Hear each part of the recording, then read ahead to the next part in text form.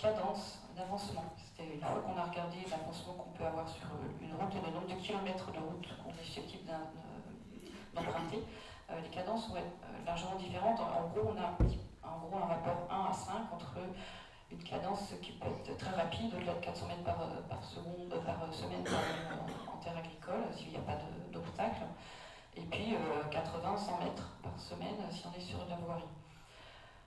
Donc, si on fait une fois qu'on a fait ce travail-là, effectivement, le tronçon 5A, il amènerait à interdire à la circulation à peu près un peu plus d'un kilomètre de la RD 35, un peu plus d'un kilomètre de la RD 35, donc aux alentours de plus de 2 mois et demi de travaux avec la RD 35 barrée, pas d'un seul tenant, on a regardé vraiment tronçon par tronçon.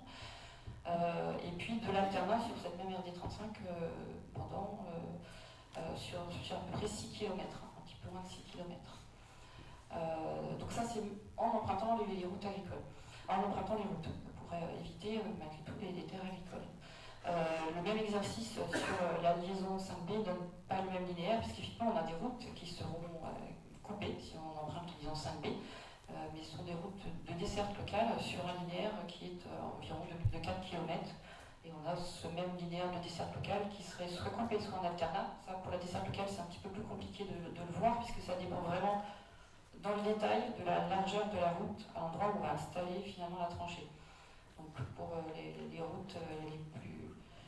Il y a des routes intermédiaires où on ne sait pas encore dire si ce serait une coupure ou un alternat. Mais les chiffres que je vous ai donnés avant sont par contre certains. Donc on est amené à prendre ça en compte aussi, ce qui fait un impact global qui est moindre si on emprunte le tronçon 5B. On a également beaucoup plus de bâtis sur le 5A. Mais vous avez raison, il y a 2,5 km d'écart. On pense passer à plus de 4 ou 500 mètres par semaine. Voilà. Le temps passé supplémentaire par rapport au temps que met le sol à se restructurer après avoir été défoncé comme ça, c'est peu de choses. Parce que là, on aura des impacts visibles pendant plusieurs années, je pense, sur les terrains agricoles. Alors, on en a parlé également quand on s'était rencontrés. On va vous la proposer et on va l'organiser, d'aller vous faire rencontrer des agriculteurs sur un chantier qui s'est terminé il y a 1 an et demi à peu près, pas très loin d'ici, dans les Côtes d'Armor. Il y a effectivement un impact, mais on n'a pas plusieurs années pour reconstituer les terrains, d'abord parce qu'on est très très vigilant, et ensuite on a moyen de limiter la tranchée et d'utiliser le plus possible des chemins agricoles pour passer les engins de roulement. Donc de limiter la zone qui est creusée dans les champs à la largeur de la tranchée. Donc on sait que c'est un enjeu extrêmement important sur ce territoire. On va faire attention à ne vous gêner le moins possible et de manière habituelle, nous n'avons pas plusieurs années pour reconstituer les terrains. On comprend votre inquiétude. On est dans une spécificité ici de zone régulière avec des sols qui sont assez accessibles. On sait qu'il faut avoir précisé comme ça, c'est une différence.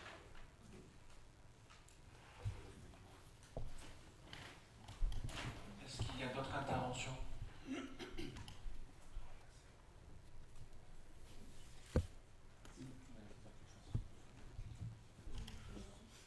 Allez-y, pardon, Madame le maire. Madame Inaf, maire de Saint-Pépé. Donc je suis contente en fait que vous ayez retenu donc dans le tronçon 4, le 4B, puisque je vous avais signalé que le 4A pour moi traversait toutes les exploitations de la commune, plus des zones humides, et vous avez choisi en fait de longer la RD 30 et la RD 229, et moi ça me va très bien. Merci. D'autres interventions ?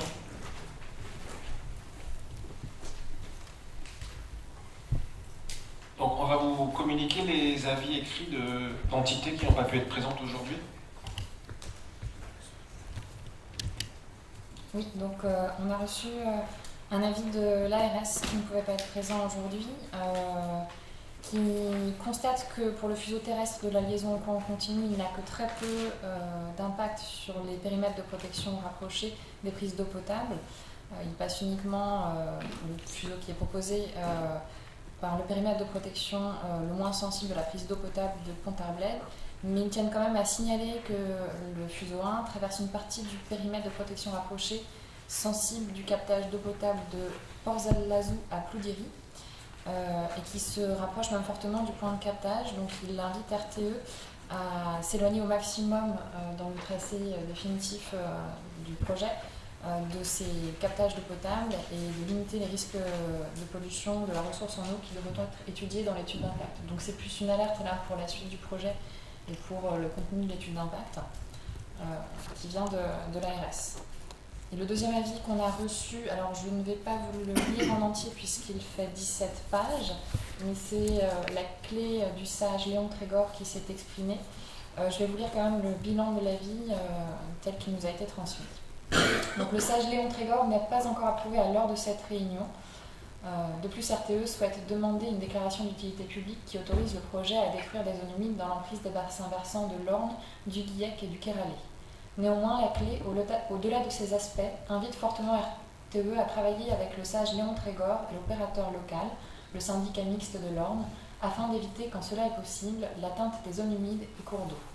De plus, le CMH travaille en confiance avec la profession agricole. Il porte sur le territoire différents programmes en lien avec l'amélioration de la qualité de l'eau et le milieu agricole. Le plan de lutte contre les algues vertes, Braise-Bocage, le contrat territorial Kéralé et le contrat territorial milieu aquatique Orne, Guillec, Kéralé et Ruisseau-Cotier. Le sage souhaite que cette relation et cette expertise soient entendues pour limiter au maximum l'impact sur la profession en l'association de manière continue comme des instances représentatives de la profession. Nous n'avons pas trouvé l'évocation de la doctrine éviter, réduire, compenser qui nous paraît primordiale pour appréhender sereinement un tel projet. Si aucun évitement n'est possible, la compensation doit être au moins proposée en amont de tout projet de destruction. Nos deux structures se tiennent à disposition pour apporter leur appui et accompagnement sur ce point crucial. La compensation, si nécessaire, devra tenir compte du contexte de qualité de l'eau sur ce territoire. Donc, le positionnement sur le choix des fuseaux est repris dans chaque partie correspondante de l'avis du sage Léon Trégor. Sur le fuseau de moindre impact proposé par RTE, la clé souhaite appuyer ses propositions réitérées plusieurs fois dans le document, soit le choix des fuseaux 4B et 5B qui ne correspondent pas au moindre impact sur les zones humides et têtes de bassin versant entre autres. De plus, les deux fuseaux se situent dans le périmètre du plan de lutte contre les algues vertes Orne-Guillec et sur des zones de têtes de bassin versant déjà fragilisées, alors que leur rôle pour l'amélioration de la qualité de l'eau est essentiel dans ce contexte. En arrivant à la fin du tronçon 5 jusqu'à l'atterrage, RTE propose de réaliser la liaison 5B jusqu'au site de Kéradenec. Le site retenu de Kéradenec ne présente pas d'enjeu majeur dans ceux retenus par la clé, excepté l'enjeu agricole qui pourrait être compensé économiquement, puisque dans une zone de terrain très prisée et productive. Néanmoins, dans le scénario retenu par RTE, les impacts environnementaux cumulés du tronçon 4 au site d'atterrage seront conséquents sur un territoire en mauvais état sur la qualité de l'eau et en présence de nombreuses zones humides qui devront être compensées. Au double, car dans une zone en plan d'algues vertes. De plus, retenir la liaison 5B va augmenter le coût économique, social et écologique tant pour les zones humides, les usagers littoraux qu'agriculteurs. Aussi, la proposition du SAGE, liaison 3, 4A, 5A, site d'atterrage de Kéradenec, permet un équilibre entre l'enjeu de ce projet, les enjeux écologiques, sociaux, conflits d'usage, mais également économiques en limitant les impacts sur des secteurs limités en comparaison au projet proposé par RTE. Merci. Y a-t-il d'autres interventions? On va passer au découpage fuseau par fuseau.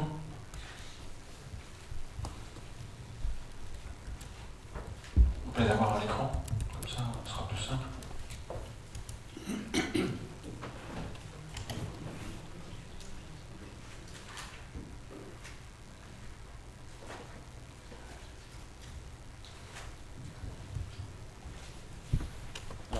On part d'abord du poste source à la Martyre. Donc, j'ai noté dans les échanges qu'il n'y avait pas d'objection majeure, si je n'ai en plus un avis très favorable de la mairie. On est d'accord là-dessus, sur le poste source? Pas de réaction? Très bien. On passe au fuseau 1. J'ai entendu la remarque de Madame la députée. Après, on doit choisir entre le fuseau 1 et le fuseau 1. C'est un peu le choix entre le 2A et le 2B, de choisir le 2C. Bon, en l'état, c'est un peu compliqué. sur la partie fuseau 2, donc entre le 2A, le 2B, le 2C, il vous est proposé de retenir le 2C. J'ai entendu que la commune de Baudilis privilégiait le 2B, que Saint-Servais privilégiait le 2C.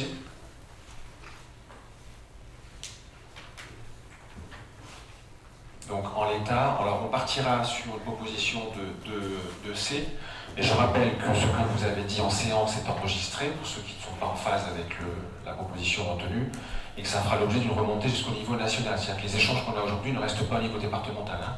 Donc c'est la raison pour laquelle on vous demandait d'intervenir, et c'est la raison pour laquelle on enregistre tous les échanges. Quand on passe sur le secteur 3, entre le 3A et le 3B, j'ai pas relevé. Si, donc le sage, tout à l'heure, dans son avis écrit, privilégier plutôt le 3A, sauf erreur de ma part. Le 4, ah, pas le 3, d'accord. Donc sur le 3, sauf erreur de ma part, il n'y a pas d'objection majeure, ou alors j'ai pas tout entendu, on serait sur le 3B. Ça va? Ok. Sur le 4, alors, entre le 4A et le 4B, donc je note que pour le sage, ce serait plutôt le 4A, alors que nous partons sur proposition 4B. Et j'ai noté la remarque de la balle quant au fait... non, c'était sur 3B, autant pour moi. Je pense qu'il y a un problème avec le sage, là, parce que le 4A donc, impacte le Kéralé, alors que le 4B ne fait pas. Et nous, on avait choisi principalement le 4B à cause de ça. Alors, je suis étonnée que le sage ait mis le 4A, parce que ça impacte les zones humides, puisque la source du Kéralé est sur Saint-Quay, et on est en plein, alors je suis quand même un peu surprise là. Je me demande s'il n'y a pas un problème. Comment? Non, les absents n'ont pas tort, puisqu'il y a un avis écrit, alors on pourra les ressolliciter, mais non, ils sont pas... Je voudrais revoir avec le sage s'il n'y a pas un souci là-dessus. Précisément sur le tronçon 4, le sage nous indique que le tracé A traverse bien un nombre important de parcelles agricoles, d'espaces boisés et moins de zones humides, en termes de zones humides.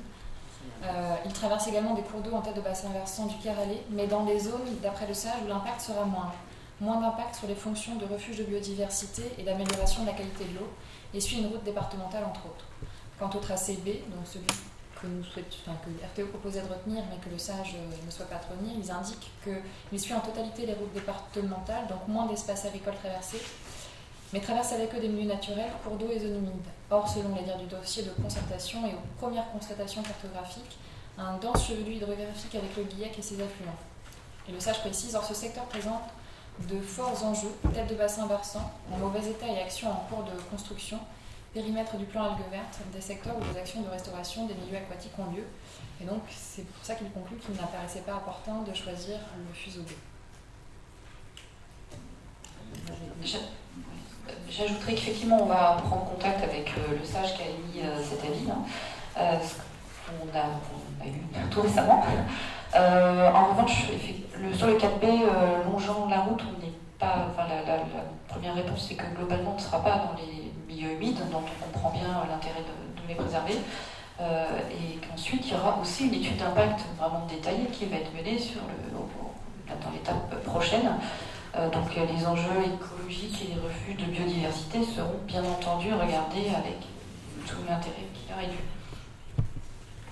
Mais effectivement, vous avez raison, enfin, en partie, je dis, puisqu'une partie du 4B, il y a un affluent du Guillec, qui est concerné par le plan algues vertes, alors que le Kéralé n'est pas concerné par le plan algues vertes et par l'Orne. Mais malgré tout, le Kata traverse bien énormément de zones humides et puis toutes les exploitations de la commune. Alors, favorable. Merci. On passe sur le fuseau 5. Donc j'ai noté que la Chambre était plus favorable au 5A qu'au 5B. J'ai noté que la commune de Saint-Servais était plus favorable au 5B qu'au 5A. Est-ce que d'autres souhaitent... oui, pardon. Est-ce qu'il y a d'autres interventions? Oui, madame la députée. Oui, moi je souhaite juste faire remarquer que le tracé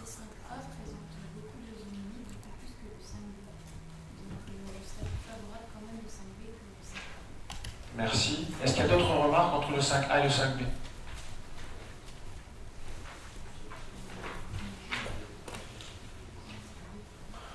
Donc, on proposera à la remontée nationale le 5B, tenant compte des remarques de la Chambre d'agriculture sur ce que vous avez exprimé, monsieur. Et puis on arrive au site d'atterrage. Donc ce qui vous est proposé, c'est d'installer ce site d'atterrage sur Keradenek. Y a-t-il des remarques particulières?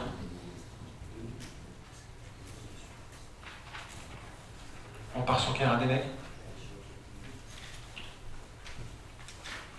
Bien. Y a-t-il des interventions complémentaires?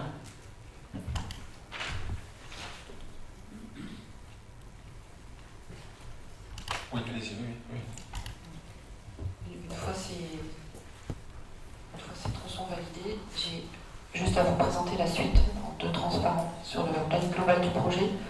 La mise en service est prévue en 2026, après l'obtention des autorisations qui est prévue aujourd'hui fin 2021. Donc comme je vous l'ai dit, il y aura précédemment, c'est la barre verte, la réalisation d'une étude d'impact, bien sûr sur le fuseau retenu et afin de déterminer un tracé de détail qui poursuit la démarche d'évitement qui a déjà été commencée pour valider ce fuseau de moindre impact.